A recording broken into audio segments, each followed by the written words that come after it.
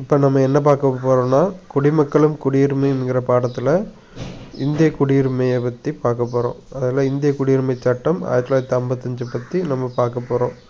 இந்திய குடியுரிமை சட்டம் 1955. இந்திய குடிமகன் தன்னுடைய குடியுரிமை பெறுதலையும் இழத்தலையும் பற்றிய விதிகளை இச்சட்டம் கூறுகிறது. அதாவது இந்திய குடிமக்களோட குடியுரிமை எப்படி பெறாங்க இழக்கிறாங்க அப்படிங்கிறத பற்றி சொல்கிறது தான் இந்திய குடியுரிமை சட்டம் 1955. குடியுரிமையை பெறுதல். 1955ஆம் ஆண்டு இந்திய குடியுரிமை சட்டம் குடியுரிமை பெறுவதற்கான 5 வழிகளை பரிந்துரைக்கிறது. அவைகள் பின்வருமாறு வகைப்படுத்தப்படுகின்றன. அதாவது 1955ஆம் ஆண்டு குடியுரிமை சட்டம் 5 வகைகளில் இந்தியர்கள் குடியுரிமையை பெறலாம் அப்படின்னு சொல்லுது.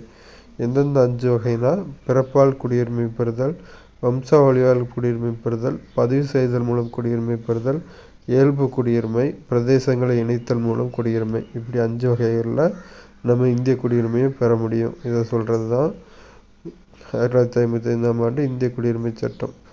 பிறப்பால் இந்திய குடியுரிமை பெறுதல். அதாவது 1950 ஜனவரி 26லேருந்து 1987 ஜூலை 1 வரைக்கும் இந்தியாவில், அதாவது பிறப்பால் குடியுரிமை பெறுதல்னா இந்தியாவில் பிறந்த குழந்தைகள் இந்திய பெற்றோர்களுக்கும் பிறந்திருக்கலாம், வெளிநாட்டு பெற்றோர்களுக்கும் பிறந்திருக்கலாம். 1950 ஜனவரி 26லேருந்து 1987 ஜூலை 1 வரைக்கும் முன்பு பிறந்த ஒரு நபர் அவரது பெற்றோர்கள் எந்த நாட்டவராயினும் பிறப்பால் இந்திய குடியுரிமை பெறுகிறார். அதாவது அந்த குழந்தை இந்தியாவில் பிறந்துச்சுனாலே இந்திய குடியுரிமை. அந்த வெளிநாட்டு பெற்றோர் டூர் அப்போ அந்த டைமில் குழந்தை பெற்றிருந்தாலும் அந்த குழந்தை இந்தியாவில் பிறக்கும் பட்சத்தில் இந்திய குடியுரிமையை பெறும். இது சொல்கிறது தான். அடுத்து 1987 ஜூலை 1 இந்த டேட்லேருந்து 2004 டிசம்பர் 3 வரைக்கும் பெற்றோரில் எய்தர் ஆஃப் பேரண்ட்ஸ், பெற்றோரில் ஒருவர் இந்திய குடிமகனாக இருத்தல் வேண்டும். அதாவது அந்த பிறந்த குழந்தையோட அம்மா இல்லைன்னா அப்பா யாராவது ஒருத்தர், parent or father or mother, கண்டிப்பாக இந்தியர்களாக இருத்தல் வேண்டும். இதை பற்றி சொல்லுது. அடுத்து 2004 டிசம்பர் 3லிருந்து பிறப்பால் குடியுரிமை பெறுகின்றனர். பெற்றோரில் ஒரு இந்திய குடிமகனாக இருக்கணும். மற்றொருவர் சட்டவிரோதமாக இந்தியாவிற்குள் இடம்பெயர்ந்தவராக இல்லாதிருத்தல் வேண்டும். அதாவது பெற்றோர்களில் ஒருத்தர் இந்திய குடிமகனாக இருக்கணும். போயிட்டது.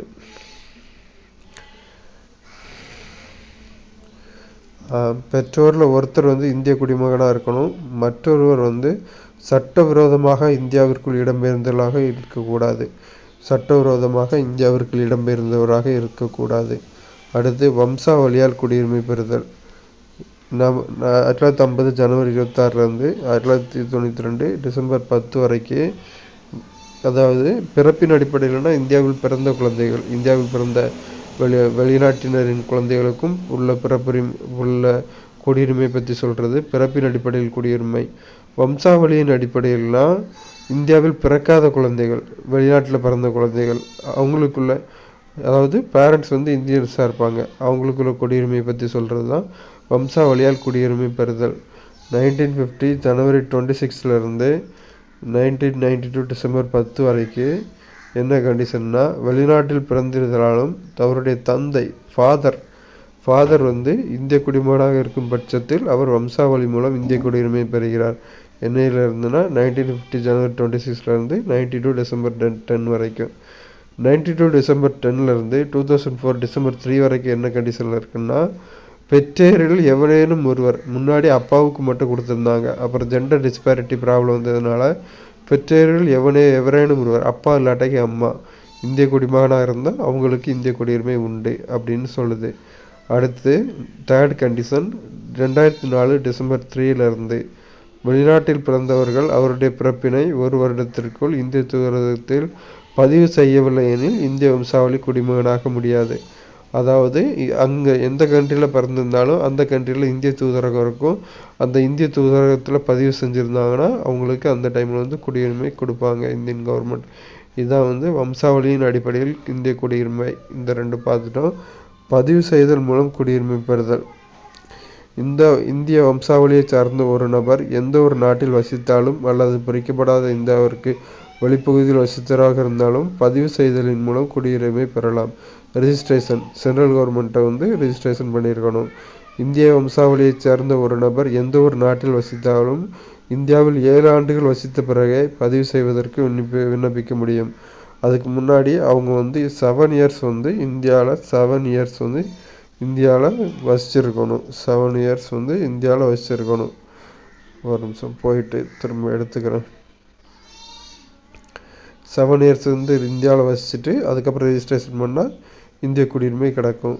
அல்லது இன்னொரு கண்டிஷன், இந்திய குடிமகனை திருமணம் செய்த ஒருவர் பதிவின் மூலம் விண்ணப்பிக்கும் முன் 7 ஆண்டுகள் இந்தியாவில் வசித்தவராக இருத்தல் வேண்டும்.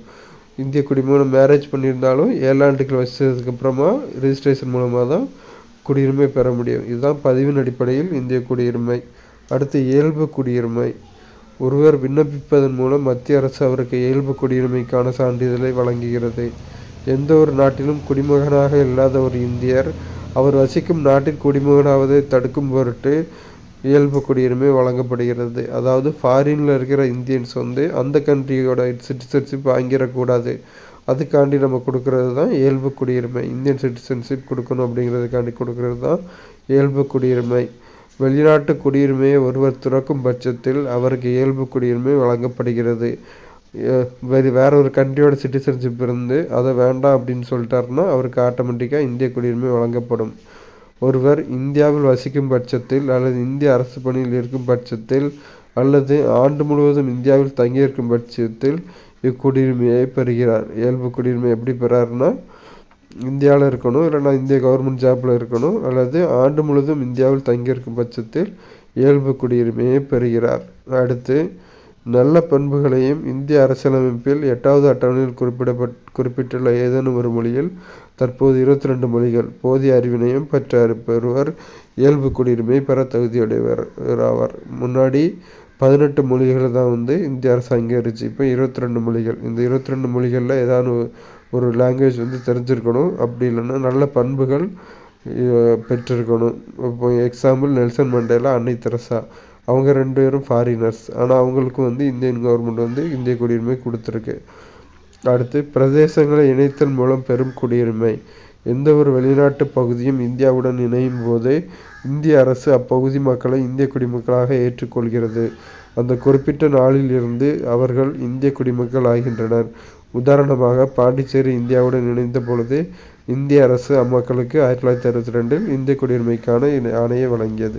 பிரதேசங்களை இணைப்பதன் மூலம், அதாவது வேற ஒரு கண்ட்ரியோட பகுதிகளை நம்ம இணைச்சிட்டோம்னா ஆட்டோமேட்டிக்காக அவங்களும் இந்தியன் சிட்டிசன் ஆயிடுவாங்க.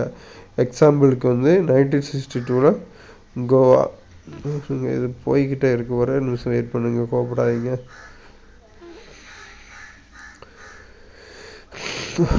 1962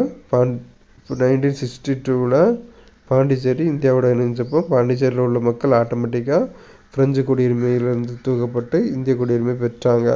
அடுத்து கோவா 1961 இணையும் போதும் இதே கண்டிஷன் தான். சிக்கிம் இந்தியாவோட இணையும் போதும் இதே கண்டிஷன் தான். சிக்கிம் வாருக்கு பயந்து இந்தியாவோட இணையும் போதும் இதே கண்டிஷன் தான். அங்குள்ள மக்கள் ஆட்டோமேட்டிக்காக இந்திய குடியுரிமையை பெறுகின்றனர்.